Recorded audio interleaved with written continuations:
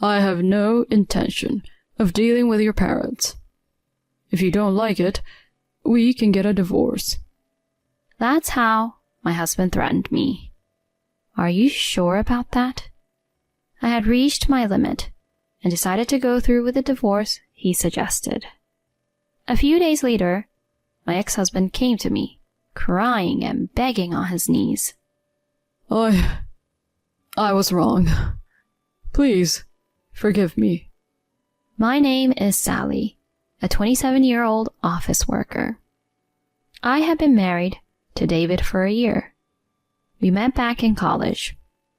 I was a freshman then, excited about the new campus life. At a club recruitment event, David approached me. He was 2 years older than me and was in the tennis club. I wasn't very athletic, but he explained that he joined as a beginner and was having fun. And the club had a system where everyone practiced and played matches at their own level. My friend was also interested, so we both decided to join the tennis club. I was nervous until the actual practice started, but he remembered me and taught me kindly. The experienced players would practice with each other, and the club had a great atmosphere where no one was left out. The seniors were always eager to teach the beginners, and everyone was so nice, which made the drinking parties fun too. During my enjoyable college life, he confessed to me around the time he graduated. I've always liked you. I'm going to be working soon, and we won't be able to see each other. I wanted to tell you my feelings before it's too late. Will you go out with me? I had actually liked him too, but thought he saw me just as a junior and had given up on the idea. So, when he confessed, I was thrilled. Of course, I said yes, and we started dating. Since I was still a student and he was working, we mostly met on weekends. But we had a great time. He was mature, leading the way and taking me to various date spots. He often paid for our dates, saying I was still a student, which I thought was very manly. When I was job hunting, he gave me advice, which really helped me prepare. Later, I graduated and got a job. Congratulations, Sally. Thank you. It's all thanks to you, David. No, it's because you worked hard. Then he suggested, Now that we're both working, how about we live together? You mean move in together? Yeah. I thought it was better for you to focus on studies while in school. That might be a good idea. I was happy he suggested moving in together. We decided to inform our parents about it. Thank you for thinking to meet my parents. It's fine. It would be shocking if your parents just popped in and found out we were living together. Plus, it doesn't leave a good impression if I don't meet them first. Oh, David. I was glad he was so responsible, valuing our relationship and considering others. We went to my parents' house, and we told them about our intention to live together. However, my parents were against the idea. Why? What's the reason? I didn't understand at the time. For them, it was too soon. You haven't even lived alone yet. And you're about to start working, which means you don't know the hardships of being an employee. Starting to live together without fully establishing independence isn't good. First, get used to the job. Then, experience living alone. Only after you can live by yourself should you consider living with a partner. That's the right order, in my opinion. But both of us were shocked at their opposition. We were even looking at apartments together. Can't you really make an exception? I'm sorry. It's not that we don't trust you. It's just our opinion as parents, a rule and mindset of our household. I don't plan to bend it. So, if you want to live together, please, wait a bit longer. Mom and Dad, you're being too rigid. There are so many couples younger than me who are living together. And what if you end up getting pregnant? It's dangerous to act without considering the risks, getting carried away by the fun parts. We want you to have a solid foundation to handle any situation. You might be angry with us now, but please, understand. He wouldn't budge. So David and I had no choice but to give up on moving in together. I had to apologize and send him home. I apologized again via text, and he seemed pretty shocked. I was very upset with my parents. Why did they oppose it so much? I'm 22 years old. I can be independent. But my parents wouldn't listen to my words. They dismissed me like a child, throwing a tantrum. There's a big difference between saying you can be independent and actually being independent. Once you start working, you'll see things differently. You're still young. Don't rush. Take it step by step. I felt so rebellious against my parents, who wouldn't understand my feelings. But as soon as I started working, I began to see that my parents were right. I realized how tough it was to live as an adult. Just going to work every day and slowly learning a massive amount of work was mentally exhausting. I felt even living alone would be challenging in such a state. There's no way I could have managed cooking dinner or cleaning. If David and I had moved in together, we probably would have fought endlessly. That's when I understood what my parents meant. It was ridiculous for me, who wasn't even prepared to be independent, to suddenly think about moving in together. Being at home, supported by my parents while focusing on work, was what I needed most at the moment. I dedicated myself to my job, wanting to gain the confidence to live on my own and prove it to my parents. Slowly, I became accustomed to work and started to see what it meant to live as a working adult, a corporate employee. After working for over half a year and saving up enough money, I was ready for living alone. On weekends, I learned cooking from my mom and made lunch boxes on days I could. Seeing this, my parents must have felt I was ready. They finally agreed to me living alone. So I started living alone in an apartment near my company. I managed to cook every day, and even with some overtime, I could still focus on my work. Before I knew it, I was the top performer among my peers and got an early raise. This boosted my confidence. Unlike my student days, I naturally developed a more mature way of thinking, and I could feel the change of myself, even when I was with David.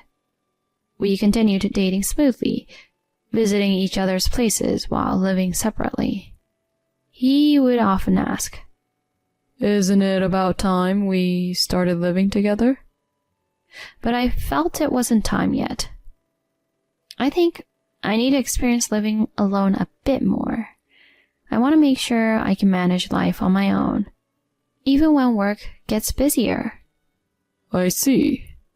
He replied, somewhat reluctantly, but eventually agreed.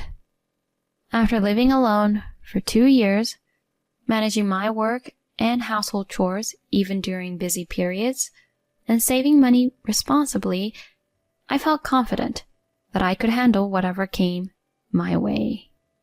So I told David that I was ready to move in together. He was happy and immediately suggested moving in. We visited my parents again to inform them, and this time they recognized my independence and appreciated that David had patiently waited. They easily gave their blessings for us to live together. Next, we talked with David's parents, who were kind and said, "If that's what you both want, we have no objections." With their approval, we finally got the green light to live together. We excitedly searched for an apartment and signed a lease for a place that fit all our criteria.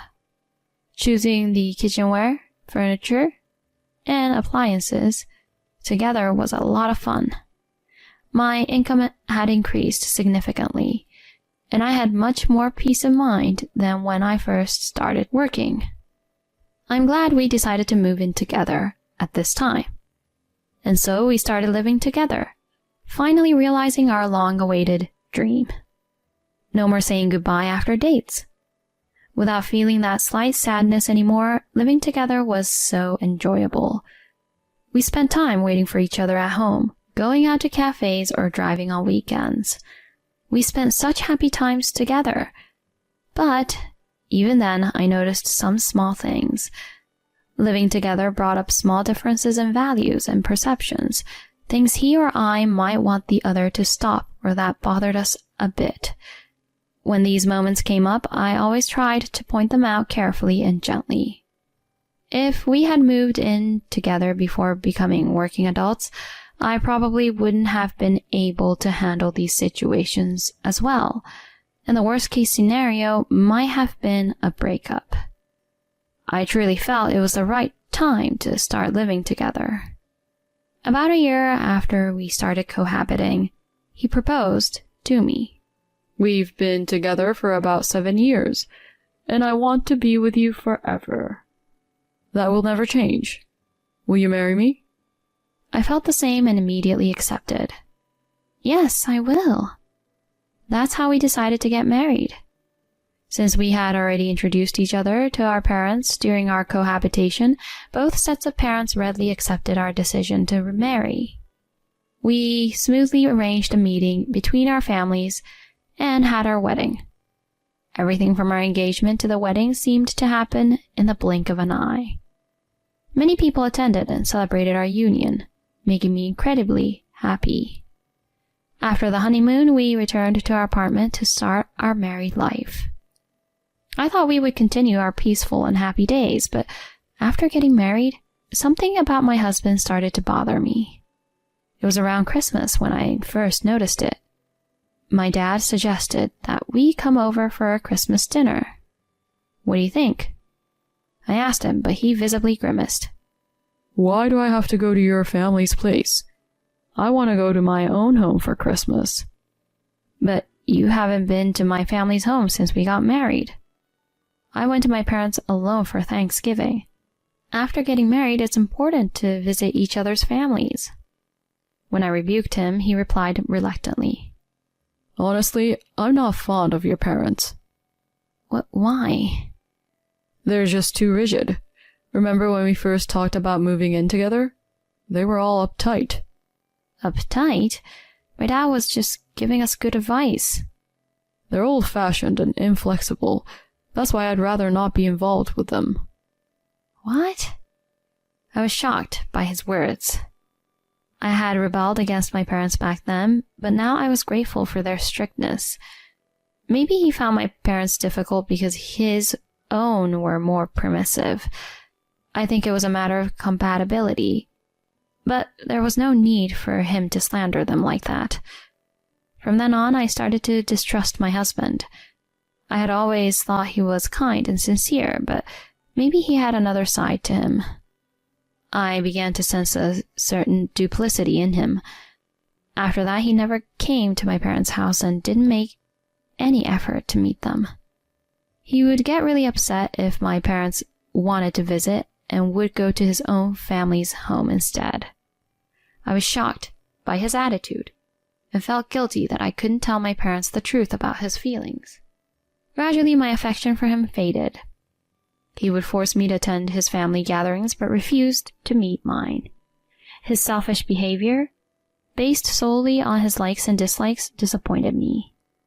Recently, he started to openly denigrate my parents, triggered by my earlier promotion than him. Why the hell did someone born to parents like that become a manager before me? Is the company messed up? Or did your parents pull some strings? Like, please promote our child or something. Of course they didn't do that. Why would you say something so awful? He was clearly berating me and my parents out of jealousy. I was so fed up with him. He seemed to be showing his true colors more and more. In the midst of this, my parents invited us to a family gathering, mentioning that my uncle, who had always been kind to me since I was little, would be there.